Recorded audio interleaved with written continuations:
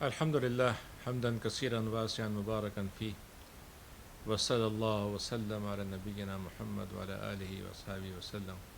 معزز حاضرین، میں نے اس سے پہلے کچھ جو رمضان سے متعلق گفتگو رکھی تھی اس میں اس بات پر زیادہ زور دیا تھا کہ روزے کی حکمت کیا ہے، روزے کے فوائد کیا ہیں، روزے کے تقاضے کیا ہیں، ہمیں کس طریقے سے روزے رکھنا چاہیے۔ لیکن ایک بہت اہم حصہ جو رمضان کے تعلق رکھتا ہے روزے کے تعلق سے، وہ ہے اس کے مسائل کیا ہیں، احکام کیا ہیں، یعنی ہمیں کیسے روزہ رکھنا ہے، کن باتوں کا روزے میں خیال رکھنا ہے، کن باتوں سے روزہ ٹوٹتا ہے، کن باتوں سے روزہ نہیں ٹوٹتا ہے، اور کن باتوں کو ہم کسی وجہ سے پیش آ جائیں تو ہم روزہ چھوڑ سکتے ہیں۔ یعنی یہ چند چیزیں ہیں جن کو ہم احکام رمضان کہہ لیجئے، احکام روزہ کہہ لیجئے، وہ کرتے ہیں کہ we need for example to know what are our limits during fasting time, what are the mandatory requirement for a fasting, and what are the reason if we can miss Ramadan fasting, and how we can compensate it. And also there are some kind of violation which invalidate the fasting of Ramadan and other fasting as well. So we need to know few issues about the ahkam and the masail of fasting. سب سے پہلی بات تو یہ ہے کہ رمضان کا تعلق ہے، یعنی ہمارا آپ کو معلوم ہے کہ جو احکام عبادت ہیں ہمارے، مثلا نماز ہے، روزہ ہے، حج ہے، زکوٰۃ ہے، یہ ساری چیزوں کا تعلق ہمارے ہاں دو علامتوں سے ہے۔ ایک علامت تو سورج ہے اور ایک علامت چاند ہے۔ تو ہمارا جو دن ہے، رات اور دن، یہ تو سورج سے چلتا ہے، یعنی سورج کا طلوع ہونا دن کا شروع ہونا ہے، سورج کا غروب ہونا یہ دن کا ختم ہونا ہے۔ لیکن مہینے کا جو ہمارا روٹیشن ہے وہ چاند سے ہوتا ہے۔ اب آپ غور کیجئے گا کہ رمضان کو اگر فرض کیجئے کہ ہم گریگورین کیلنڈر سے ہوتا، یعنی سورج کے حساب سے ہم چلتے، تو جہاں جس ملک میں سردی میں رمضان آتا ہمیشہ رمضان سردی میں رہتا، جہاں گرمی میں آتا ہمیشہ رہتا۔ اب اس کی حکمت یہ ہے کہ رمضان جو ہے چونکہ چاند سے جڑا ہوا ہے تو ہم تقریباً 33 سال میں رمضان کا پورے چاروں موسم جتنے سال کے ہوتے ہیں ان سب میں ہم روزہ رکھ لیتے ہیں۔ تو اس طریقے سے ہمیں سردی میں بھی روزے کا موقع ملتا ہے، گرمی میں بھی ملتا ہے، اور دوسرے موقعوں پہ بھی ملتا ہے۔ اچھا، اب اس کے بعد دن اور رات کا مسئلہ سورج سے ہے، تو اب ہمارے لیے ایک مسئلہ تو یہ طے کرنا ہوتا ہے کہ کب چاند نکلا۔ جب رمضان کے چاند کی اطلاع آ جاتی ہے تو اس دن سے ہمارا روزے کا مہینہ شروع ہو جاتا ہے۔ اب اس کے بعد دوسرا حصہ یہ ہے کہ ہم شروع کب کریں گے روزہ، تو اب اس کا تعلق سورج سے ہے۔ تو سورج نکلنے سے پہلے دو حصے ہوتے ہیں رات کے، جب ختم ہونے لگتی ہے، ایک کو ہم کہتے ہیں سحر ہو جانا، جس کو ہم کہتے ہیں کہ مطلب یہ کہ سورج کی کرنیں جو ہیں ہلکی سی جب آسمان پہ پھیلنے لگتی ہیں تو اس کو ہم کہتے ہیں سحری کا وقت۔ جب وہ ذرا روشنی بڑھنے لگتی ہے، تھوڑی سی روشنی بڑھنے لگتی ہے تو اس کو ہم فجر کہتے ہیں۔ تو ہمارے لیے جو روزہ سے پہلے سحری کا وقت ہے وہ ہے جب ہمارا فجر کا وقت شروع ہونے والا ہے۔ تو فجر سے پہلے پہلے ہمیں رکھنا ہے۔ آپ کو معلوم ہے کہ یہاں کینیڈا میں ہم رہتے ہیں تو ہمارے جو کیلنڈر ہیں آپ نے دیکھا ہوگا اس میں مختلف قسم کے اوقات ہوتے ہیں۔ کسی میں وقت لکھا ہوتا ہے، فرض کیجئے کہ 4:50 پہ، کسی نے لکھا ہے 4:30 پہ، کسی نے مثلا لکھ دیا ہے 5 بجے۔ تو اس سے لوگوں کو تھوڑی سی تشویش بھی ہوتی ہے، ہوتا ہے کہ بھئی کس کو مانیں۔ اصل میں اس کی وجہ یہ ہے بنیادی طور پر کہ چونکہ فجر کو یہاں پر ہم بہت ہی ویژول طور پر نہیں دیکھ سکتے، یعنی نظر نہیں آتی بالکل، اس لیے کہ ہم بالکل نارتھ میں ہیں۔ تو ایک حساب لگا کے ہم کرتے ہیں کہ کس طریقے سے فجر کا وقت ہو سکتا ہے۔ تو اس میں جو بنیادی بات سمجھنے کی ہے وہ یہ کہ 5-10 منٹ کا حساب میں آگے پیچھے ہو جانا کوئی مسئلہ بڑا مسئلہ نہیں ہے۔ یعنی فرض کیجیے اگر 4:40 کا وقت لکھا ہے فجر کا اور آپ اس پر چائے پی رہے ہیں، گھونٹ ہے تو آپ کو 5 منٹ اور مزید لے لیں، اس سے آپ کے روزے میں کوئی خرابی نہیں ہوگی۔ لیکن فرض کیجیے کہ بالکل روشنی پھیل گئی تو پھر تو ظاہر ہے کہ آپ روزہ آپ کو رات مند اس سے پہلے بند کرنا ہوگا۔ تو یہ سحری کا وقت کہلاتا ہے۔ اس کے بعد آپ کے پاس جو نمازوں کے وقت ہیں وہ بھی آپ کے سورج کے حساب سے چلیں گے۔ اب جو غروب آفتاب ہے وہ بھی بنیادی طور پر اسی کا نام ہے کہ سورج ڈوبنے لگا ہے۔ اب آپ کو معلوم ہے کہ ہم جس علاقے میں رہتے ہیں وہاں پہ دن لمبے ہوتے ہیں گرمیوں میں، سردیوں میں بہت مختصر ہوتے ہیں۔ تو ابھی تو ہمارے لیے یہ آزمائش ابھی کئی سال چلے گی، 4-5 سال تک، جس میں ہمارے دن ابھی لمبے ہوں گے، لیکن ہم گھٹتے جا رہے ہیں دن ہمارے دھیرے دھیرے۔ انشاءاللہ جب ہم مارچ تک پہنچ جائیں گے یا فروری تک تو بہت ہی ہمارے نرم رمضان ہو جائیں گے، چند گھنٹوں کے فاصلے سے کم ہو جائیں گے۔ ابھی تو فی الحال سمجھیے کہ 18 گھنٹے تک ہم نے روزے رکھے ہیں، اب الحمدللہ اس سے کم ہو گئے ہیں۔ تو غروب آفتاب کے بعد ہمیں افطار کرنا ہے. یہ خاص چیز ہے جو ہمیں مطلب یہ ہے کہ ہمیں اس کا خیال رکھنا ہے. اچھا، اب اس کے بعد ہمارے لیے ایک مسئلہ ہوتا ہے کہ جب ہم نے افطار کر لیا تو افطار کے بعد مغرب، اور مغرب کے بعد پھر تھوڑے کے بعد ہمیں عشاء کی نماز بھی پڑھنی ہے، اور عشاء کی نماز کے بعد تراویح خاص طریقے سے ادا کرنی ہے، جماعت سے پڑھنی ہے. 20 رکعت ہوتی ہیں، ہم 8 رکعت پڑھ لیتے ہیں، کوئی 4 پڑھ لیتا ہے، کوئی 12 پڑھ لیتا ہے. کوئی یہ بھی کر سکتا ہے کہ دن میں رات میں اس نے شروع میں کچھ کم پڑھ لی، تھوڑی سی رات پڑھ لی، اور تہجد کے وقت میں کچھ رکعتیں پڑھ لیں. تو دونوں طریقے سے کام جماعت سے پڑھ لیں تو بہت اچھی بات ہے. پورا قرآن ختم ہو جائے تو اور اچھی بات ہے، لیکن اگر یہ نہیں ہو سکتا، جیسا کہ اب اس وقت بڑا مشکل ہے، تو ہمارے لیے یہ آسان ہے کہ ہم گھر میں تراویح کا انتظام کر لیں. جتنی رکعتیں ہم پڑھ سکتے ہیں پڑھ لیں، شروع میں پڑھ لیں، کچھ تہجد کے وقت میں پڑھ لیں، اور اس طریقے سے ہم اپنے دن کو پورا کریں اور اپنی آرام بھی کریں، سوئیں بھی، اپنے معمولات کو بھی جاری رکھیں، اور اس کے ساتھ ساتھ ہم روزے کے جو وہ ہیں. اب اس میں ہمیں اس کا خیال رکھنا ہے کہ اس درمیان میں اگر ہم سے بھول چوک سے فرض کی ہم نے کچھ کھا لیا تو اس سے روزہ نہیں ٹوٹتا ہے، لیکن اگر ہم نے جان بوجھ کے کھانا کھا لیا تو پھر روزہ ٹوٹ جائے گا، اور اس کی ہمیں قضا کرنی ہوگی. قضا کا مطلب یہ ہے کہ رمضان کے بعد اس کو پھر سے دوبارہ ادا کرنا ہوگا.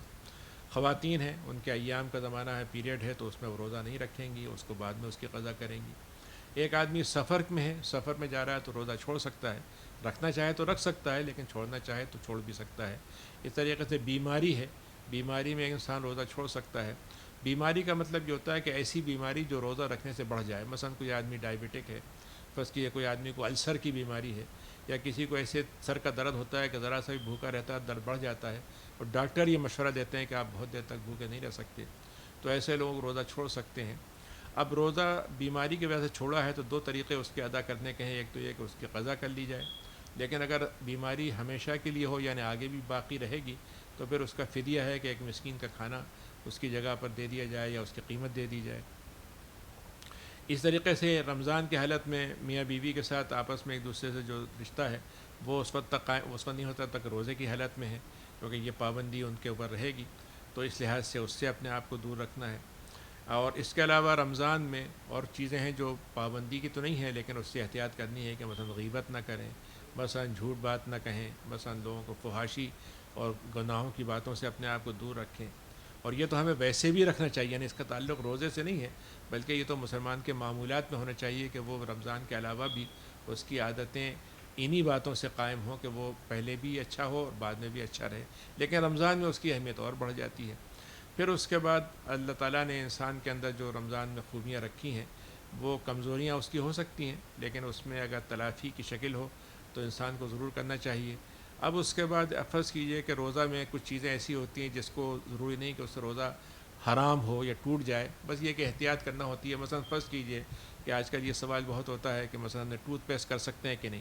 تو بات یہ ہے کہ ٹوتھ پیسٹ کھانا نہیں ہے، تو اگر ٹوتھ پیسٹ آپ نے کر لیا، حالانکہ اس میں تھوڑا ذائقہ ہوتا ہے لیکن وہ کھانے کی چیز نہیں ہوتی، تو اس کو کر سکتے ہیں. گرچہ کوشش یہ کریں کہ آپ ایسا ٹوتھ پیسٹ ہو جس میں بہت زیادہ اس کے اندر زیادہ مزے کی چیز نہ ہو، ہلکا پھلکا ہو، تو اس میں کوئی حرج نہیں ہے، اس کو کر سکتے ہیں. کوئی دوا کان میں ڈالنی ہے، آنکھوں میں ڈالنی ہے، اس کو ڈال سکتے ہیں. اب اس میں ایک فارمولہ سمجھ لیجئے، وہ یہ ہے کہ روزہ نام ہے پیٹ میں کسی چیز کے نہ جانے کا. تو اگر فرض کیجئے کہ پانی پیٹ میں جائے گا یا کوئی گولی دوا کی پیٹ میں جائے گی تو وہ پھر روزہ توڑنے والی ہوگی. لیکن بعض ایسی دوائیں ہوتی ہیں جو صرف ہمارے وینز میں جاتی ہیں، یعنی وہ باقاعدہ معدے میں نہیں جاتی. تو اب فرض کیجئے کوئی سر درد کی دوا ہے مثلا، وہ لے لی، یا بلڈ ٹیسٹ ہو رہا ہے تو بلڈ ٹیسٹ لے لیا، یا فرض کیجئے کوئی ایسی چیز ہے جو انسان کی تقویت کی چیز نہیں ہے بلکہ کسی اور ضرورت کے لیے کوئی انجیکشن لگوانا ہے، تو یہ چیزیں روزے میں لگوائی جا سکتی ہیں. اس سے روزے پہ فرق نہیں پڑے گا، اور انسان جو ہے وہ ایسی چیزوں کو استعمال کرنے میں اس کو چاہے یہ کہہ سکتے ہیں کہ احتیاط کرے، لیکن بہرحال اس سے روزہ ٹوٹے گا نہیں. اسی طریقے سے جو اس میں بعض دفعہ سوال اٹھتا ہے کہ مثلا خواتین ہیں، بچے کو دودھ پلا رہی ہیں تو کیا روزہ چھوڑ سکتی ہیں؟ تو اس میں اجازت ہے کہ وہ چھوڑ سکتی ہیں، بعد میں اس کے جتنے روزے رکھ سکتی ہیں رکھ دیں. اور اس طریقے سے کوئی بوڑھے لوگ ہیں، آج کل آپ کو معلوم ہے دن لمبے ہوتے ہیں، کچھ ایسے لوگ ہیں جو بہت لمبی مدت نہیں رکھ سکتے، تو وہ اگر روزہ چھوڑنا چاہیں تو ان کے لیے بھی گنجائش ہے کہ وہ چھوڑ سکتے ہیں، بعد میں روزہ رکھ سکتے ہیں تو ٹھیک ہے، نہیں تو فدیہ دے دیں گے. تو یہ چند مسائل ہیں جو ہمیں ذہن میں رہنا چاہیے کہ یہ روزہ جو ہے ہمارا ظاہری طور پر بھی اچھی حالت میں گزرے اور اندرونی طور پر بھی ہماری کیفیت روزے کے ساتھ اچھی گزرے.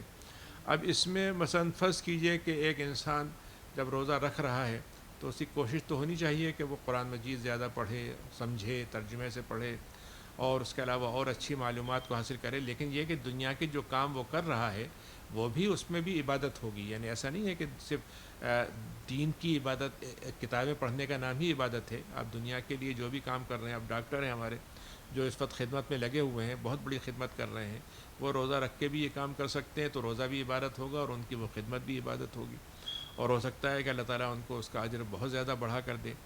اس طریقے سے جو لوگ تجارت کر رہے ہیں، جو لوگ اور دوسرا کے جو چیزیں کر رہے ہیں، وہ بھی اللہ کے ہاں عبادت شمار ہوگی.